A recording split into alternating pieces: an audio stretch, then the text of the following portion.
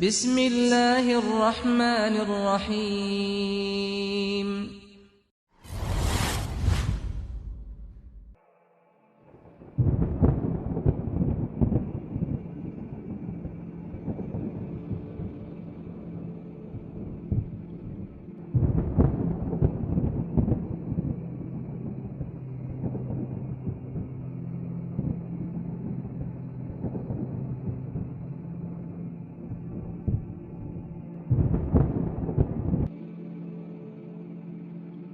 Kesempatan pada kali ini kita akan membahas sebuah fenomena yang kita sayangkan sekali.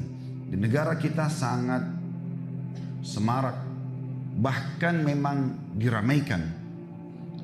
Di negara yang mayoritas muslim seperti Indonesia justru menonjol sekali, yaitu masalah sihir dan perdukunan.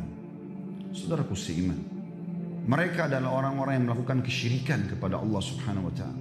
Dan Allah memastikan dalam surah An-Nisa, A'udzu billahi minasyaitonir rajim, innallaha la yaghfiru an yushraka bih wa yaghfiru ma duna dzalika liman syaa.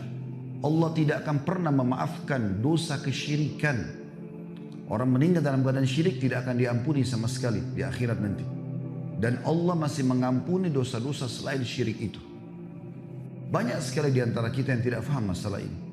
Dulu di Indonesia diistilahkan dengan nama dukun, dan selalu terlihat mereka tampil dengan seram. Rambut yang gondrong, kulitnya hitam, tongkat yang ada tengkoraknya, dan segala macam hal. Tapi dengan berkembangnya teknologi sekarang, mereka juga ikuti perkembangan. Dukun-dukun sudah tampil dengan gagahnya. Bahkan mereka berani menggunakan medsos, expose. Dan banyak di antara kaum muslimin yang menjadi korban mereka.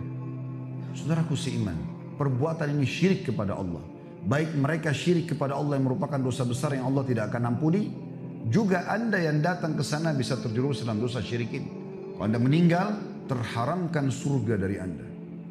Renungi baik-baik dan kita coba lebih dalam membahas bagaimana kedudukan para dukun dengan apapun nama mereka. Dukun, peramal, penyamun, penyihir, segala macam yang mereka gunakan sebagai nama dan istilah, dan juga praktek sihirnya. Allah mengingatkan kepada kita dalam surah Yusuf ayat 106 tentang banyaknya umat Islam yang terjerumus dalam masalah ini tapi mereka tidak sadar. A'udzu billahi minasyaitonir rajim. Wa ma yu'minu aktsarum billahi illa wa hum musyrikun. Sebagian besar manusia tidak beriman kepada Allah melainkan dalam keadaan mempersekutukannya dengan sesembahan-sesembahan selain Allah. Ibnu Abbas menafsirkan ayat ini mengatakan, kalau ditanya kepada mereka siapa yang menciptakan langit, siapa yang menciptakan bumi, siapa yang menciptakan gunung-gunung, mereka akan jawab Allah. Artinya mereka kaum muslimin. Tetapi dengan semua keyakinan mereka itu, mereka masih mempersekutukan Allah dengan menyembah selainnya. Fenomena mereka, saudaraku seiman, disebutkan oleh Allah Subhanahu wa Ta'ala banyak sekali dalam ayat Al-Quran. Cuma sayang sedikit yang mendalaminya. Sementara banyak sekali orang yang terjerumus dengan kesesatan ini. Bahkan sudah menjadikan dukun-dukun ini sebagai tempat mereka mengadu nasib mereka dibandingkan Allah Subhanahu wa Ta'ala. Untuk bahagia rumah tangga, pergi ke dukun.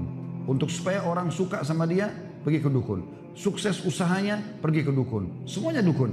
Bahkan yang kita sayangkan sekali, dijadikan seperti sebuah humor dalam film-film dan sinetron, seakan-akan mereka ini adalah orang-orang yang boleh didatangin dan orangnya lucu dan segala macam hal. Perhatikan apa yang Allah katakan tentang mereka dalam surah Asy-Syu'ara ayat 221 dan 223 sampai 223. A'udzu billahi minasyaitonir rajim. Hal unabbi'ukum ala man tanazzalu syayatin. Tanazzalu ala kulli affakin athim. Yulquna as-sam'a wa aktsaruhum kadzibun. Apakah kata Allah SWT, akan aku beritakan kepada kalian kepada siapa syaitan-syaitan itu turun, kepada siapa syaitan-syaitan itu selalu berteman, nongkrong. Dan syaitan kita sudah tahu, golongan dari jin yang Allah mengatakan aduwwum mubin, musuh nyata buat kalian, dipimpin oleh iblis. Allah berikan gambaran kepada kita. Mereka turun kepada setiap pendusta, tiap-tiap pendusta, lagi yang banyak berbuat kejahatan, yaitu para dukun dan tukang sihir. Syaitan-syaitan tersebut menyampaikan berita kepada mereka dengan mencuri berita dari langit, lalu menyampaikan kepada para dukun dan tukang sihir, dan kebanyakan mereka adalah pendusta.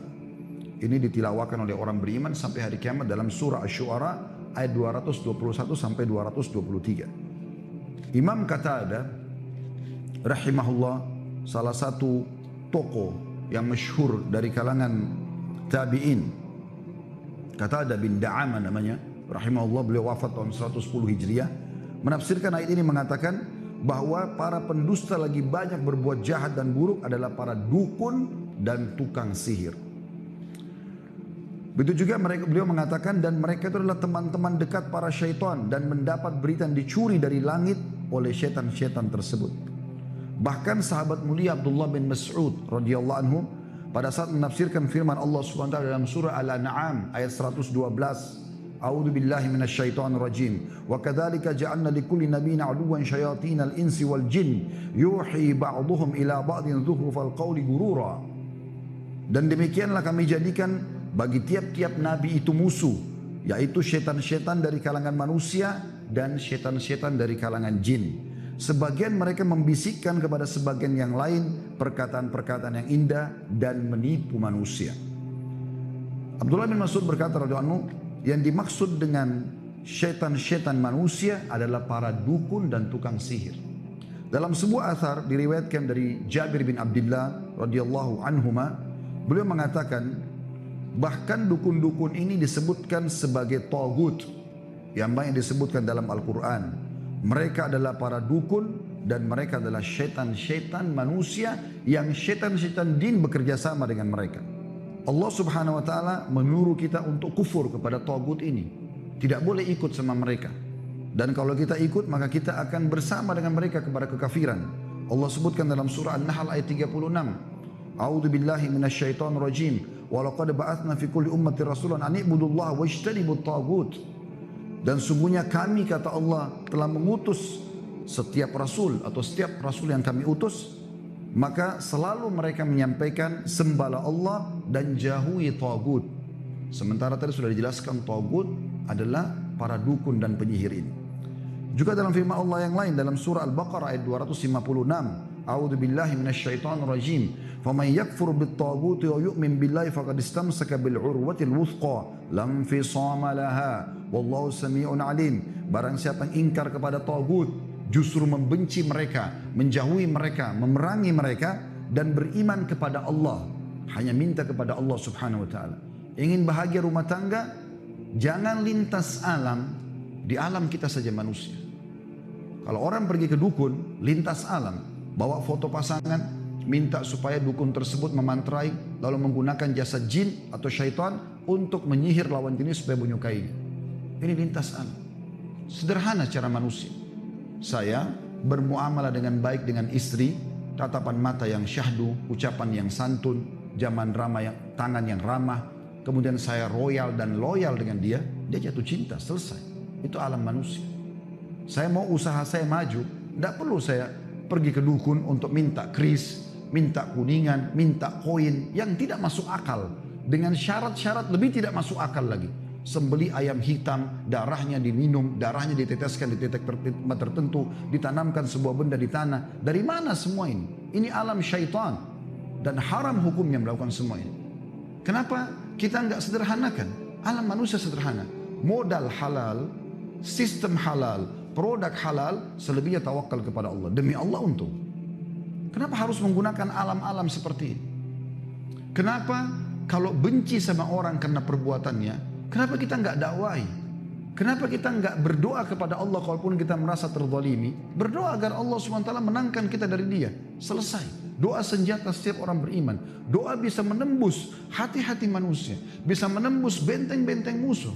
Kenapa harus datang ke dukun, kemudian dibuatlah boneka mainan, ditusuk-tusuk sehingga orang tersebut sakit. Dan itu terus terjadi. Dan subhanallah, tanpa mereka sadari, mereka beriman dan bermuamalah dengan para tagut yang Allah perintahkan kita untuk supaya kufur kepada mereka. Kenapa harus lintas alam, saudaraku sih? Apalagi Anda yang sudah berpendidikan. Yang kita herankan, orang-orang yang sudah tinggi pendidikannya justru juga masih percaya dengan seperti ini. Dan subhanallah, orang yang sudah pernah ke dukun, teman-teman sekalian, dia akan terus ketagihan. Karena kalau dia ke dukun tanpa dia sadari, yang pertama disihir dia justru. Karena si dukun-dukun ini mau supaya mereka ini terikat menjadi pasien rutinnya. Ini akan ada umurnya, sekian lama kamu harus bayar. Kalau dia minta sesuatu, maka dia harus kembali lagi sekian bulan dan seterusnya. Bahkan ada praktisi berbahasa menyampaikan kepada saya sendiri, ini seperti SIM, dia bilang sama saya begitu. Kenapa seperti SIM? Maksudnya apa Pak? Iya, ini harus diperbaharui dan berpanjang. Kalau enggak berlaku lagi sihirnya. Kenapa kita begitu bodoh membeli sebuah kertas, membeli sebuah kris, puluhan juta, ratusan juta. Kenapa untuk dapat jabatan harus pergi ke orang-orang bodoh ini? Kenapa enggak sujud kepada Allah? Kenapa enggak berdoa di sholat malam? Mana kita dari ajaran baginda Nabi SAW? Kenapa praktek ini dibiarkan? Hadis-hadis sahih melarang kita masalah itu. Dua buah hadis yang mulia. Kata Nabi SAW, siapa yang mendatangi dukun, peramal, penyamun, penyihir, bertanya. Sebuah riwayat mengatakan belum percaya, baru tanya, isem. Coba terka tangan saya, coba terka nasib saya, coba buat istri saya suka, coba buat suami saya suka, coba usaha saya maju, coba supaya laris dagangan saya, dan segala macam hal. Maka tidak diterima sholatnya 40 hari. 40 hari yang lalu sudah dikerjakan hilang semua. Sekali ke dukun, 2 kali ke dukun, 3 kali ke dukun. Begitu beratnya perbuatan ini, 1 kali bertanya pada mereka saja, meramal nasib atau apapun sifatnya, 40 hari sholat kita ini luar biasa, bukan main-main. Hilang begitu saja. Hadis yang lain, dan ini orang kalau beriman teman-teman dan punya akal sehat, ya, itu pasti tidak mau menyanyiakan sholatnya. Sholat gak gampang. Mahal sekali nilainya, tapi bisa hilang 40 hari termasuk Jumatnya hanya dengan sekali ke orang bodoh ini. Sayang sekali. Setelah mereka banyak dihukum di tengah-tengah masyarakat kita, sampai dibakar hidup-hidup karena banyak masyarakat sudah tahu keburukan mereka. Kemudian mereka ganti nama tidak tanggung-tanggung. Orang pintar. Orang pintar dari mana ini? Ini orang bodoh, bukan orang pintar. Orang yang minta kepada jin. Teman-teman coba renungi baik-baik. Kenapa Allah tidak mengutus Rasul satupun dari para jin? Kenapa tidak ada dari jin? Gak ada. 124 ribu nabi, diantaranya 313 Rasul, semua dari manusia. Karena manusia itu fi ahsani takwin. Kita ini yang terbaik. Jin itu cuma ikut sama kita sebenarnya. Bagaimana Anda yang sudah kuliah, kemudian belajar dengan anak SD? Masuk akal gak sih? Gak masuk akal. Makanya jin-jin itu suruh hal-hal yang tidak masuk akal. Makan kotorannya sendiri, merusak segala macam hal yang tidak masuk akal. Minum darah, taruh ini, taruh itu, dan segala macam hal. Dalam majelis Syekh Utsaimin rahimahullah, seorang ulama di Saudi, ada satu orang datang dengan temannya. Temannya ini kebetulan punya ilmu kebal, diberikan sebuah jimat oleh seorang dukun.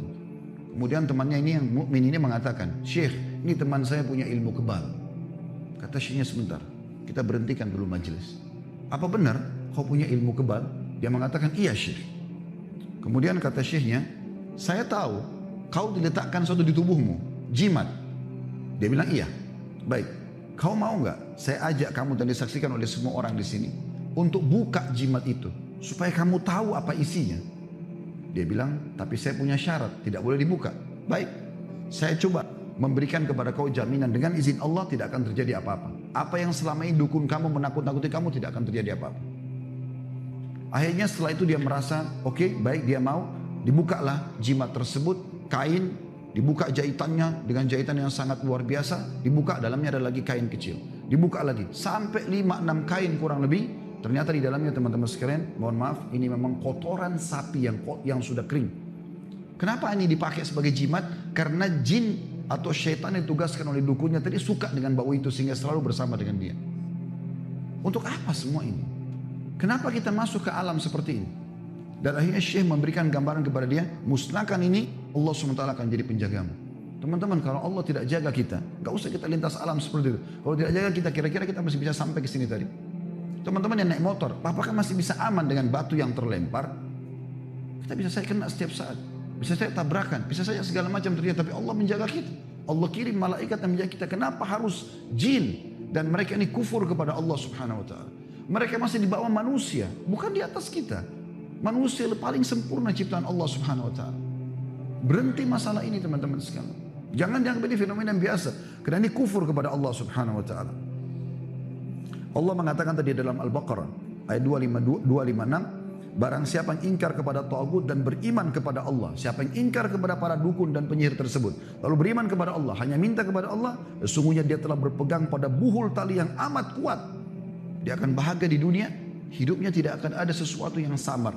Di alam manusia tidak ada yang samar, jelas kok. Transaksi kita jelas, semuanya jelas. Akad nikah kita jelas, hubungan biologis jelas, semua jelas kok. Maka dia telah berpegang pada buhul yang sangat kuat dan tidak akan pernah putus, dan Allah Maha mendengar lagi Maha mengetahui. Bayangkan bagaimana buruknya profil para dukun, penyihir, penyamun dan seterusnya. Yang kita sayangkan subhanallah di zaman kita sekarang, bahkan mereka berani masuk di medsos mengadakan pelatihan-pelatihan ilmu santet, merusak hubungan suami istri, merusak rumah tangga orang, menyakiti orang lain, merusak pekerjaan orang lain. Ini semua teman-teman sekalian hal yang haram. Ayat yang paling jelas tentang masalah kekufuran mereka adalah Al-Baqarah 102. Bunyinya a'udzubillahi minasyaitonir rajim.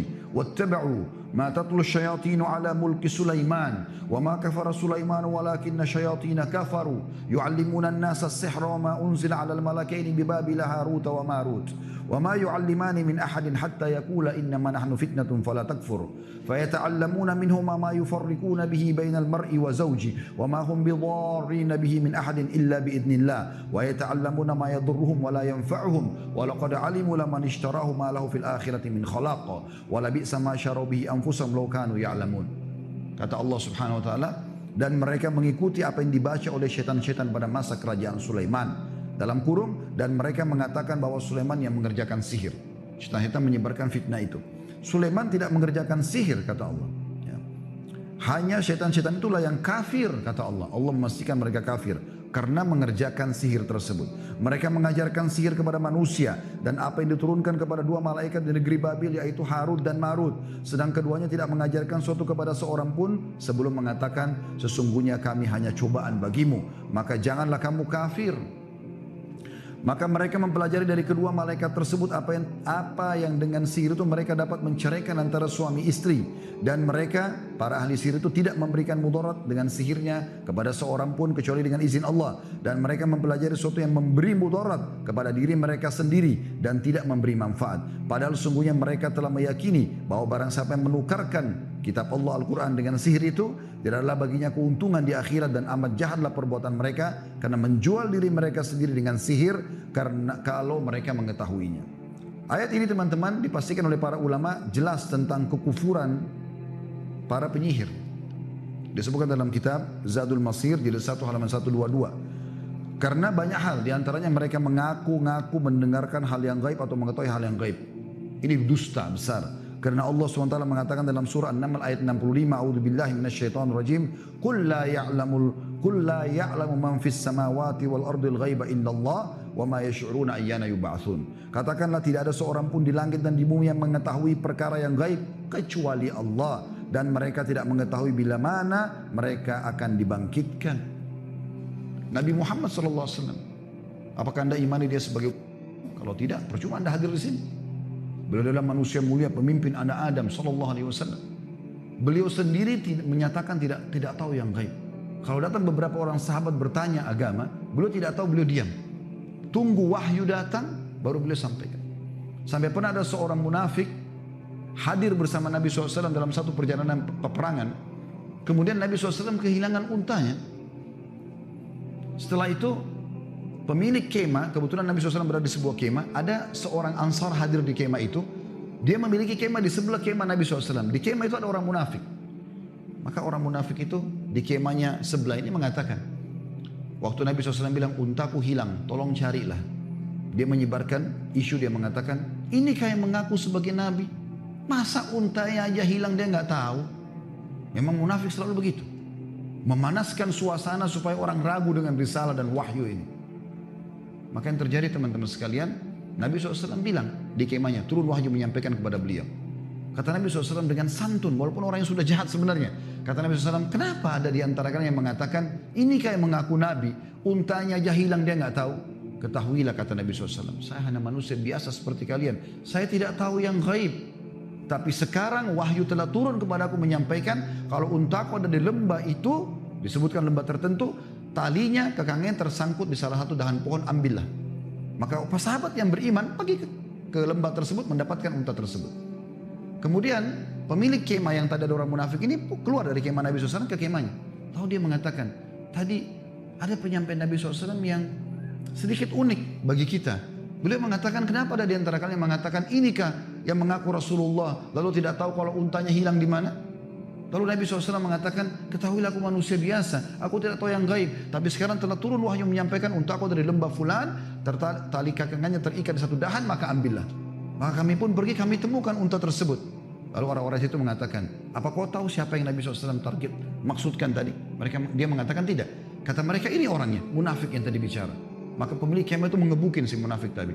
Tapi saksi bahasan kita bagaimana Nabi SAW sendiri mengatakan, saya tidak tahu yang gaib. Sering kali terjadi dalam riwayat, beliau menyampaikan kalau tidak tahu gaib. Bahkan dalam Al-Quran Allah mengatakan, walau kuntu alamul ghaib walastakthartu minal khairi wa ma massani as-su.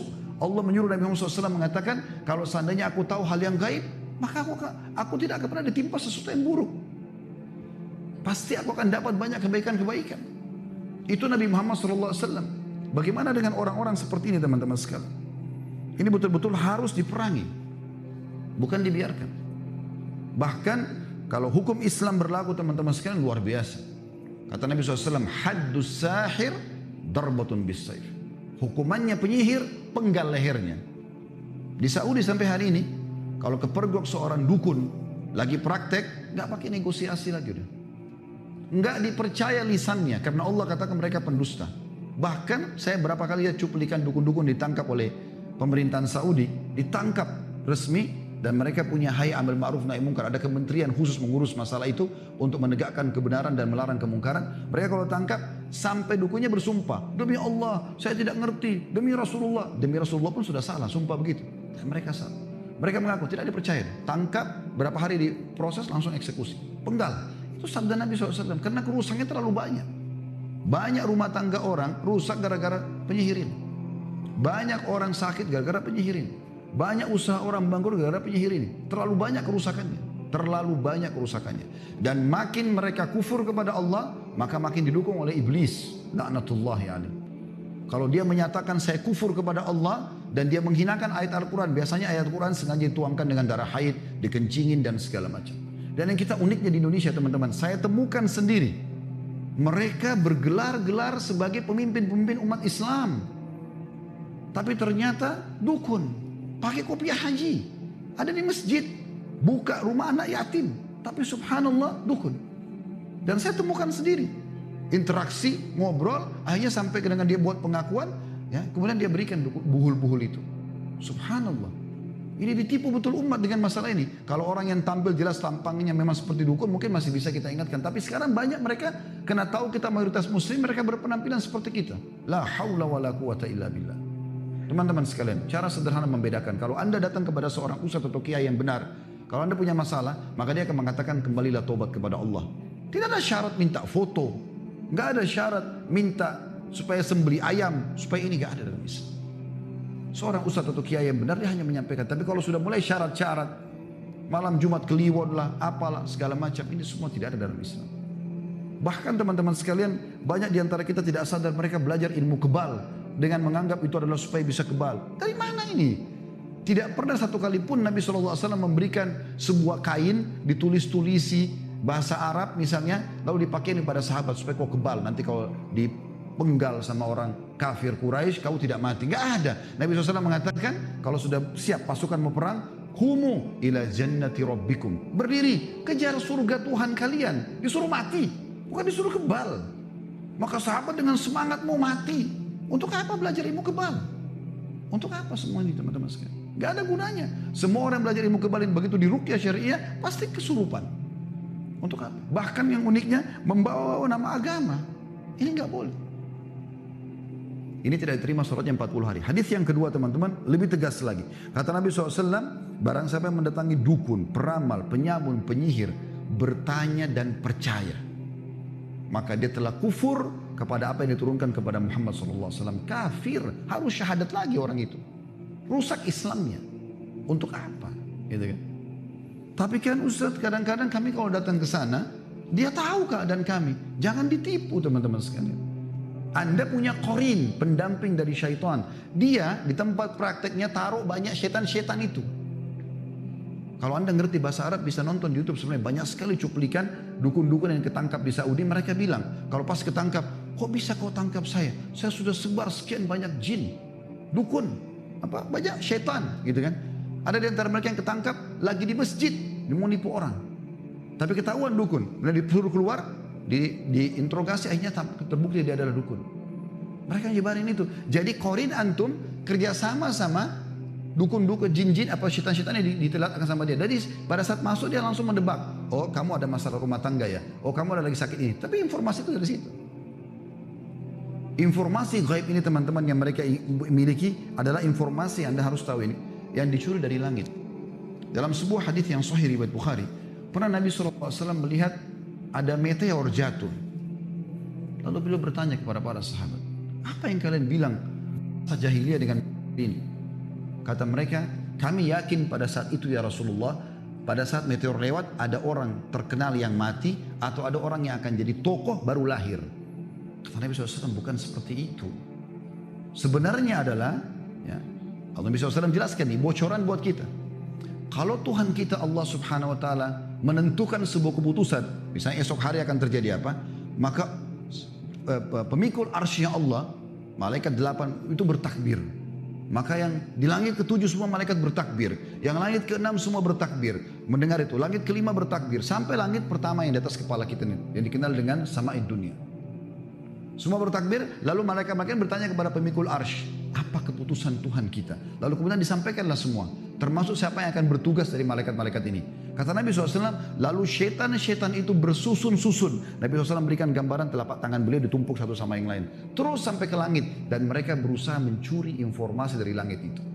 Siapa yang akan mati, siapa yang akan sakit, siapa yang ini segala macam. Itu dapat informasi dari langit. Kita orang beriman sudah yakin ada malaikat dan Allah memang menentukan takdirnya kok. Itu dibongkar oleh Nabi SAW. Maka para malaikat menunggu mereka dengan panah-panah api.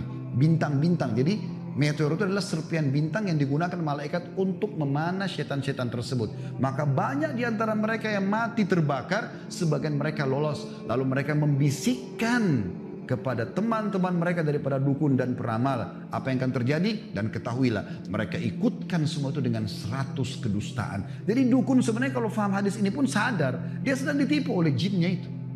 Jangan Anda pikir setiap dia praktik dia berhasil, tidak. Tidak sama sekali. Saya cuplikan sendiri seorang dukun, itu kalau dia mau panggil syaitannya, dia harus pakai baju merah, dia pegang pecut, dan dia harus cambuk dirinya sampai berdarah. Baru kemudian begitu. Kalau awal Anda mau praktekkan, Anda pergi bersemedi di sebuah gunung, di gua, di pinggir pantai, awal mau praktekkan itu, maka syaitan semua tidak berani mendekati Anda. Karena syaitan tahu, ini manusia, dia khalifah di muka bumi. Tahu makna khalifah? Kita ini pemimpin teman-teman. Allah bilang tentang Nabi Adam kan, Inni ja'ilun fil ardi khalifah. Saya ciptakan pemimpin di muka bumi. Kita pemimpin. Begitu manusia diturunkan di muka bumi ini gak ada lagi. Tahu kenapa iblis tidak mau sujud kepada Adam? Karena dia dulu mau mengkandidatkan diri sebagai pemimpin di bumi. Tapi begitu Allah ciptakan Adam dan dia sempat naik ke langit, dan dia bersama malaikat melihat itu, dia tahu gak ada lagi peluang buat dia. Maka dia tidak mau sujud kepada Adam. Dan dia berjanji akan membenci Adam alaihissalam, semua keturunannya akan disesatkan. Dengan janji dia tentunya. Maka teman-teman sekalian, dipanahlah mereka-mereka ini, dan mereka kembali menyampaikan informasi dusta kepada para dukun-dukun tersebut. Informasi langit semua itu. Kita sebenarnya tidak perlu semua ini. Kenapa harus melakukan perbuatan seperti ini? Dan itu disebutkan dalam hadis Bukhari tentang masalah tersebut. Tentu cukup panjang bahasa ini teman-teman sekalian, tapi saya ingin ringkaskan dengan poin yang tidak kalah pentingnya adalah, lalu bagaimana kita menyelamatkan diri daripada dukun dan penyihir ini? Yang pertama, kenali mereka. Cara mengenali dukun dan praktek sihirnya, yang pertama itu umumnya ya, tempat mereka itu biasanya gelap, remang-remang. Dan ini memang tujuannya pada saat antum masuk ke situ harus dalam kondisi takut. Kalau nggak takut nggak bisa. Orang pada saat mau hipnotis orang lain itu dibuat dulu, ini percaya nggak atau takut nggak, baru ditepuk baru bisa terpengaruh. Kalau orang itu tidak takut, dia nggak bisa. Jinnya pun bisikin kepada orang-orang itu, ini nggak bisa dihipnotis. Kadang-kadang mungkin Anda lihat di acara panggung disuruh turun itu. Kenapa? Karena ini orang nggak bisa dihipnotis. Orang-orang yang lemah yang bisa dihipnotis gitu. Maka mereka biasa begitu. Kalau sekarang memang sudah sedikit maju, mereka sudah tampil dengan penampilan yang lebih rapi dan segala macam, tapi tetap ada syarat-syarat yang lain. Ada yang lain, mereka suka memberikan syarat. Itu syarat harus ada. Minta bayaran yang mahal. Tidak ada insya Allah kalau da'i yang ikhlas kepada Allah SWT, Anda konsultasi, Anda bertanya, lalu minta bayar 50 juta. Terus kasih benda-benda, minta benda-benda. Minta benda bekas lah, baik itu pakaian dalam, baik itu foto dan segala macam. Ini gak ada semua. Ini mudah dikenali kok mereka itu. Dan subhanallah umumnya mereka ini selalu sembunyi-sembunyi. Berapa kali teman-teman praktik dukun kami sempat temukan, itu tersembunyi di pojok. Ya, mereka kalau di tengah-tengah masyarakat berbeda penampilannya, itu begitu luar biasa. Tadinya tidak boleh kita datang kepada mereka teman-teman. Jangan terpengaruh dengan kopiah hajinya. Jangan terpengaruh dengan surbannya. Jangan terpengaruh dengan kopiah hitamnya. Gak ada tuh. Selama mereka pakai seperti ini jangan dipercaya. Termasuk mereka selalu memberikan akhirnya buhul yang akan diberikan kepada Anda dibawa pulang. Ada juga yang ditanam di situ. Lalu kemudian ada bayaran dan selalu ada kontrak yang harus diperpanjang. Jadi jangan dipercaya semua ini. Kembali kepada tauhid kepada Allah Subhanahu wa taala. Para sahabat Nabi ridwanullahi alaihim, kalau sendal mereka putus, mereka angkat tangan ke langit mengatakan, ya Allah, sendal saya putus, gantikanlah. Sendal minta dari Allah karena manjanya sama Allah. Itu tauhid. Tidak perlu minta kepada mereka ini. Sesat mereka teman-teman dan akan menyesatkan semua orang yang ikuti mereka. Aku lu qauli hadza, saya sudah mengucapkan perkataan saya ini. Wa astaghfirullah li wa lakum, dan saya beristighfar kepada Allah untuk diri saya dan jemaah sekalian. Fastaghfiruhu innahu wal ghafurur rahim. Beristighfarlah kepadanya karena Dia Maha Pengampun dan juga Maha Pengasih.